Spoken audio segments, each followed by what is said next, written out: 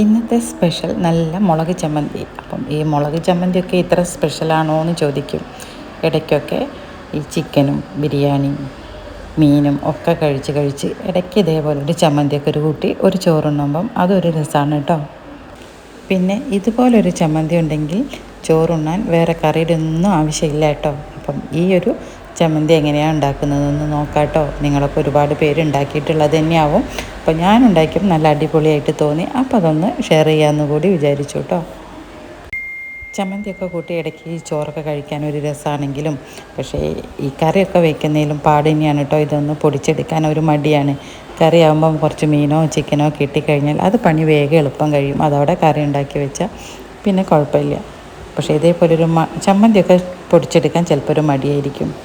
അപ്പോൾ ഈ ഒരു വീഡിയോ എല്ലാവരും ഒന്ന് കണ്ടു നോക്കുക. നല്ലൊരു അടിപൊളി ടേസ്റ്റായിട്ടുള്ളൊരു ചമ്മന്തിയാണ് കേട്ടോ.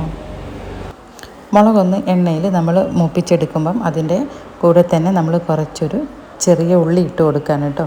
നമ്മൾ എത്രത്തോളം ചെറിയ ഉള്ളി ഇടുന്നോ അത്രത്തോളം ടേസ്റ്റാണ് കേട്ടോ.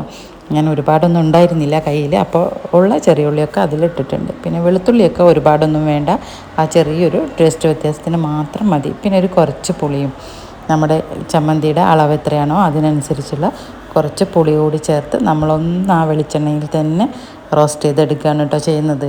പിന്നെ നമ്മളതിലേക്ക് കുറച്ച് കരിവേപ്പില കൂടി ചേർത്ത് പിന്നെ പാകത്തിന് ഉപ്പും ചേർത്ത് നമ്മളതൊന്ന് മിക്സിയിൽ അടിച്ചെടുക്കുകയാണ്. ഇത്രയും പണിയുള്ളൂ നമ്മുടെ ചമ്മന്തിക്ക്. ഞാനിത് മിക്സിയുടെ ജാറിലിട്ട് ഒട്ടും വെള്ളം ചേർക്കാതെയാണ് കേട്ടോ അരച്ചെടുക്കുന്നത്.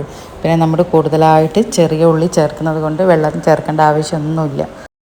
അപ്പം എളുപ്പത്തിൽ തയ്യാറാക്കി എടുക്കാൻ പറ്റുന്ന ഈ മുളക് ചമ്മന്തിയുടെ ഒരു രുചി അതൊന്ന് വേറെ തന്നെയാണ് കേട്ടോ. അപ്പോൾ എല്ലാവരും വീഡിയോ ഒന്ന് മുഴുവനായിട്ട് കണ്ടു നോക്കുക. ആദ്യമായിട്ടാണ് നമ്മുടെ ചാനൽ കാണുന്നതെങ്കിൽ ചാനലൊന്ന് സപ്പോർട്ട് ചെയ്യാൻ കൂടി മറക്കരുത് കേട്ടോ.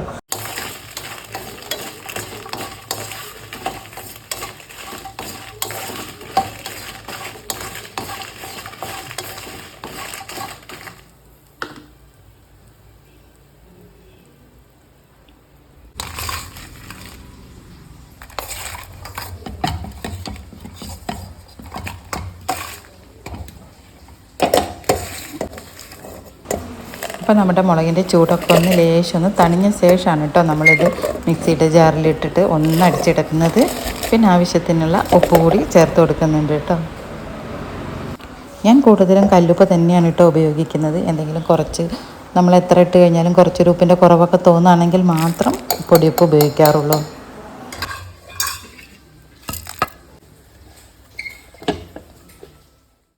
അപ്പോൾ അതേ നമ്മുടെ ചമ്മന്തി ഇവിടെ റെഡി ആയിട്ടുണ്ട്. ഒരുപാട് പേസ്റ്റ് പോലെ ഒന്നും അരയണ്ട കേട്ടോ ചമ്മന്തി. അപ്പോൾ അതേ നമ്മുടെ അടിപൊളി ചമ്മന്തി റെഡി ആയിട്ടുണ്ട്. ഈ ചമ്മന്തിയുടെ കൂടെ കുറച്ചൊരു തൈര് കൂടി ഉണ്ടെങ്കിൽ നമ്മുടെ ചോറിന് പിന്നെ വേറെ ഒന്നും വേണ്ട കേട്ടോ. എനിക്കങ്ങനെ കഴിക്കാനാണ് ഇഷ്ടം. അപ്പോൾ നിങ്ങളൊക്കെ എങ്ങനെയാണ് ഇഷ്ടം ഒക്കെ ഒന്ന് കമൻറ്റ് കൂടി ചെയ്യണം കേട്ടോ. പിന്നെ ഇത് അവസാനം ചമ്മന്തിയിലേക്ക് കുറച്ചൊരു പച്ച വെളിച്ചെണ്ണ കൂടെ നമ്മൾ ഒഴിച്ച് കൊടുക്കുന്നുണ്ട് കേട്ടോ. അപ്പോഴാണ് നമ്മുടെ സ്പെഷ്യൽ ചമ്മന്തി റെഡിയാവുന്നത്. മറ്റൊരു വീഡിയോ വീണ്ടും കാണാം. അപ്പോൾ ചാനലൊന്ന് സപ്പോർട്ട് ചെയ്യാനും കൂടി മറക്കരുത് കേട്ടോ.